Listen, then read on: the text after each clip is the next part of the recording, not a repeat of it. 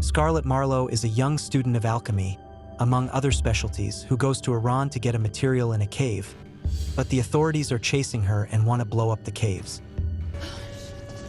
She finds some writings and starts chipping. She breaks it, and inside she finds the Code of the Rose. Scarlett runs and comes across a hanging man, and everything collapses. Still, Scarlett manages to get out. Scarlett is looking for the Philosopher's Stone. Everyone who wants for Flamel's stone is crazy. And so it begins. Welcome to Random Recaps. In this video, I am going to recap the movie. That stone was also being sought by her father. After that, Scarlett travels to Paris with her cameraman Benji and says that the stone is a legendary alchemical substance said to be able to turn any metal into gold, as well as grant immortality, created by Nicholas Flamel.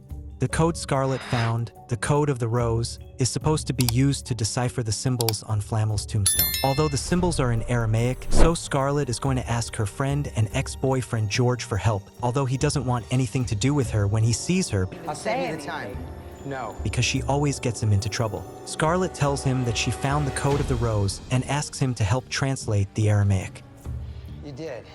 George helps her translate the tombstone. They lower the tombstone to see if they can find something to solve the riddle. By burning the tombstone, Scarlett finds the writings. George translates, and they solve the riddle, realizing that the stone could be 370 feet below the tombs of Flamel. How are we supposed to get 370 feet into So Scarlett comes up with the idea of going to the Catacombs of Paris. They look at the maps of the catacombs, and Scarlett and the cameraman Benji plan to go down, and George doesn't want to go. A few moments later.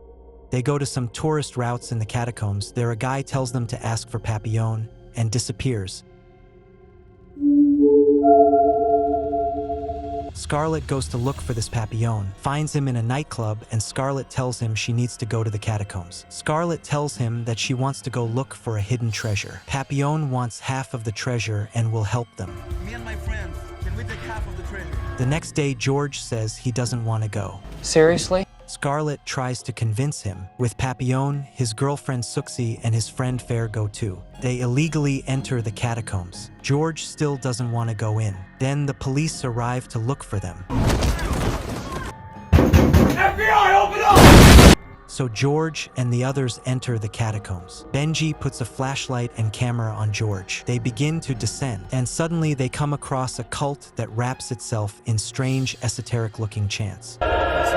Scarlett and Papillon argue about which way to go, and Papillon tells them to go that way because they had a friend who went that way before and disappeared. They go in the direction Papillon says, crawling through a lot of human bones. Benji gets stuck and starts to despair. Scarlett tells him to calm down and encourages him to get out. Behind them, it starts to collapse, but Benji manages to get out. At that moment, Scarlett realizes they've returned to the same place. Whoa, whoa, whoa, whoa, whoa, whoa, whoa! Although Papillon is amazed because they shouldn't be in that place. So since they have no choice, they go through that place. When they enter, they see Papillon's graffiti, although Papillon swears he's never been in that part.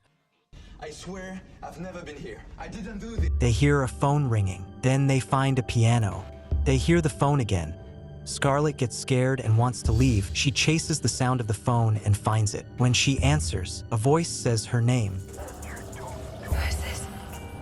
And they find Papillon's lost friend La Taupe. He says he'll show them the way out. The others start following him, and La Taupe says the only way out is to go down. They start to descend the well because Scarlett is sure the stone is there. As they descend, Benji falls and injures his hands. When George steps in the water, it sounds like they're underwater.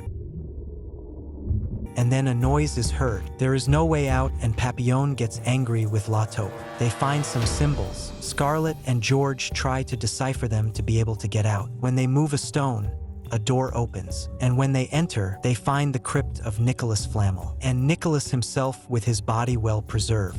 Everyone turns off the lights, and there is a light under the water. Scarlett, not being afraid of success, goes in to see, and there she finds the treasure. Everyone is happy to see that the treasure is real, and Scarlett finds the Philosopher's Stone, takes it out of the wall, and she realizes that the treasure is a trap. Wait, stop, it's a trap! and everything collapses. Everyone is fine, but La Taupe disappears. Scarlet finds other symbols and deciphers that there may be another door further down on the ground. They break the ground and go in. George reads a writing that says, Ye who enter here. A few moments later. but since they have no choice, they go in, and they realize that now everything is upside down. Even the symbols. Suddenly, the entrance disappears. Oh, come on! Scarlet wants to keep moving forward until she finds the exit. They get out of the water and hear noises. Nicholas' body is now decomposed. At that moment, they meet La Taupe, and he attacks Suxi and kills her. Scarlet tries to save her with the stone, but can't. They keep trying to find the exit, and they go back down the well, but this time as the mirror version. Someone is heard saying Scarlet's name. A woman passes behind Benji, and she throws him down the well. What the hell? Benji keeps looking for the exit. George looks at his dead brother and tries to help him. After that, they continue and hear some screams, and they see a man in a burning car with a man. It looks like the same one who told them about Papillon. The man grabs Papillon and swallows him into the ground. Then they keep going and going. They see a shadow pass by. They find a chair, faces on the walls. Person appears, and the faces come out of the walls and bite George.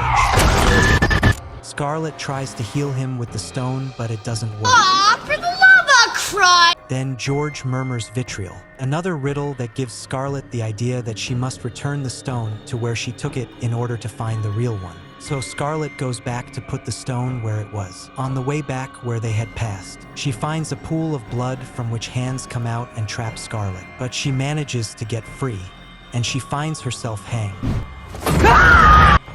What the hell? She puts the stone back in its place, seeing her reflection in a kind of golden convex mirror, realizing that she is the stone. Whoa, whoa, whoa, whoa, whoa, whoa, whoa! Zed looks at what appears to be the Grim Reaper, and he drags George to a safe place. Scarlet looks at her dead father and runs back with Zed and George. Scarlet heals George with a kiss, and they find a very deep well. And that's when Scarlet explains to them that they must face the facts that torment them. Like George's brother that he couldn't save from drowning, or Scarlet for not stopping her father from committing by not answering the phone. Scarlet mentions that they must accept the guilt in order to be absolved and get out of there. Zed in turn confesses that he never accepted his responsibility by not recognizing his son. They must jump through the hole, being absolved of all guilt. The three jump together, and they realize there is no way out. But at that moment, George realizes there is a manhole cover that leads to the streets of Paris. George and Scarlet manage to open it. They come out as if the bottom were the top. Upon leaving, they all hug, and Zed leaves very confused. Scarlet hugs George. In a final shot, an interview with Scarlet is played, in which she says she never looked for a treasure, only the truth. I want the truth. And that's how the movie ends.